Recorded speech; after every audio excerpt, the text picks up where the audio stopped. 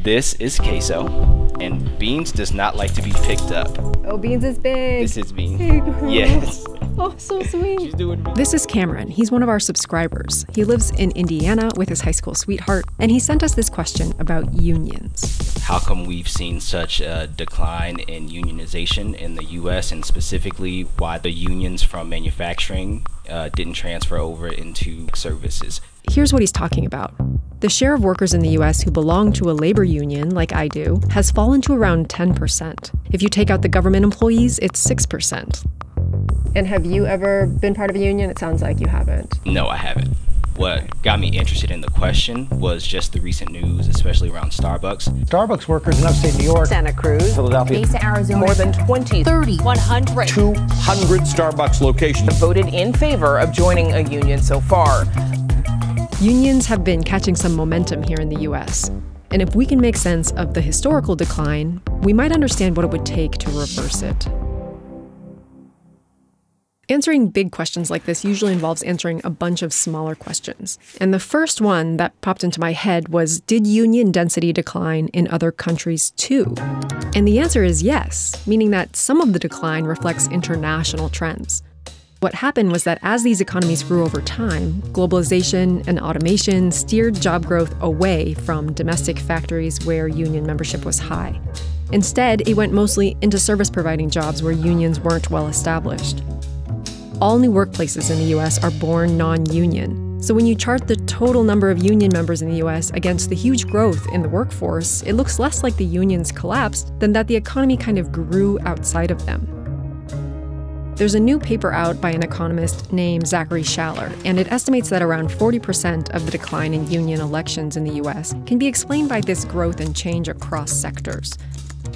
But he found that union elections fell within sectors too, which means that most of the decline was caused by something else, something that explains how we ended up with even lower union membership than other similar countries, like Canada. Cam, check out this chart. It compares union membership in the U.S. to that of our neighbor up north. Okay, so this graph is really interesting. The U.S.'s union density peaked way earlier than I thought it did, way back in the 1950s. I thought that was in the 80s. Oh, and also this paper has a similar chart that just shows the private sector data, so I'll drop that in here too. The steepest drops in private sector union density came in the 80s, but it was already falling by then, which made me wonder, what triggered these steep declines that started in the 1970s? I can hear you, but I can't see. I asked historian Nelson Lichtenstein to walk me through it. There you are. You know, in the immediate post-war period, the 50s and 60s, there was a sense American capitalism works. Unions are functional to a kind of consumer society. Free enterprise and capitalism, which the communists despise, have given the American worker the highest standard of living in the world. I mean, everyone's going to have a suburban house and a Chevy in the driveway, and that led to this kind of stolid complacency. Unions negotiated some solid wages and benefits during the economic boom after World War II. Their main weight was in the building trades and manufacturing. And frankly, they saw, what is the typical worker? Well, it's some white male, Midwestern manufacturing. There was a kind of, sexism. Well, we don't need to organize these retail clerks. They're all, women. They're just there for pin money or something. So sure, that yes, one can properly criticize the union movement, especially then. If the process of forming a union is like hiking up a hill, and the slope of that hill is set by economic conditions, you'd want to make a push when the unemployment rate is low, because going into the 1970s, that hill got a lot steeper. Inflation went through the roof, unemployment jumped, imports were cutting into industrial profits, and employers respond to these pressures with an anti-union assault. They moved factories to the south to avoid union labor. You see an increase in companies hiring anti-union consulting firms and permanently replacing striking workers. And this strategy gets a boost from Ronald Reagan in 1981. This morning at 7 a.m., the union representing those who man America's air traffic control facilities called a strike. Technically, federal employees aren't allowed to strike, but that hadn't been enforced before. Well, after the union refused a counteroffer, Reagan fired 11,000 striking workers.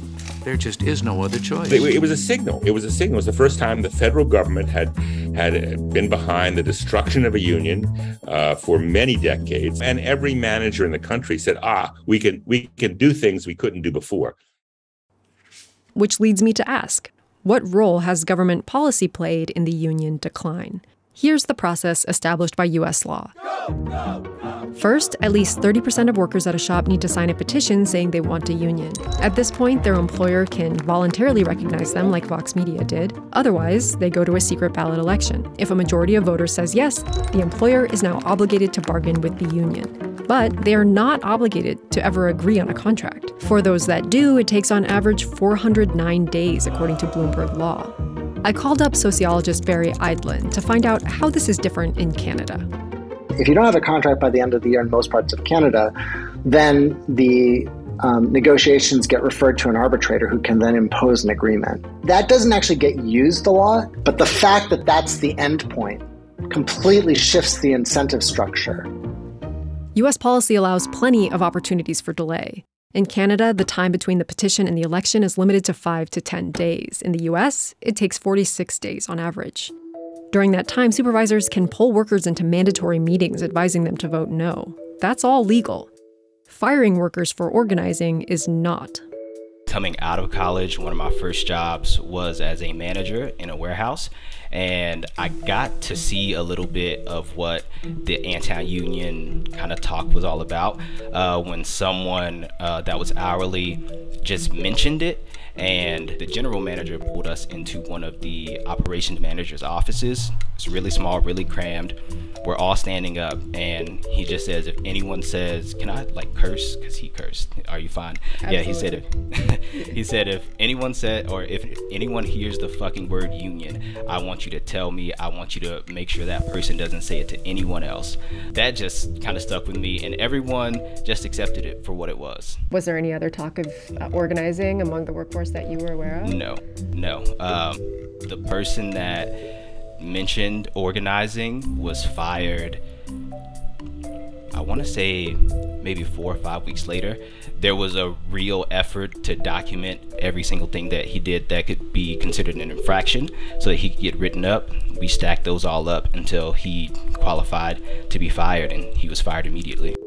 If an employer gets caught retaliating against an organizer in the U.S., they have to promise not to do it again, reinstate the worker, and award back pay. Minus whatever wages they had earned from other employment that they had sought. It's not even the full amount that they would have earned if they were on the job. And meanwhile, they send a message to the other workers that, this is what happens when you try to unionize, and they get to engage in the anti-union campaign without a key leader in place.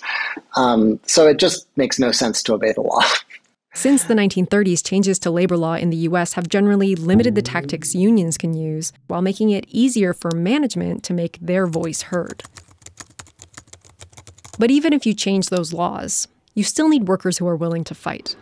Hey Cam, it's Joss. Just sending over some news out of New Jersey from yesterday, in case you didn't already see it. I scrolled through that thread and read the article attached to it. And it looks like, COVID maybe gave everyone a lot of perspective. At least that's what it seems like for me in that article. But really interesting. Thank you for sending that. The last question I had when I saw the union decline is, do people actually want to unionize? There's not a ton of data on this, but public approval of unions right now is higher than it's been since the 1960s. And a nationally representative survey in 2017 found that 48% of people who were not in a union said they'd vote for one at their workplace. 48% is here. That's a tough gap to close.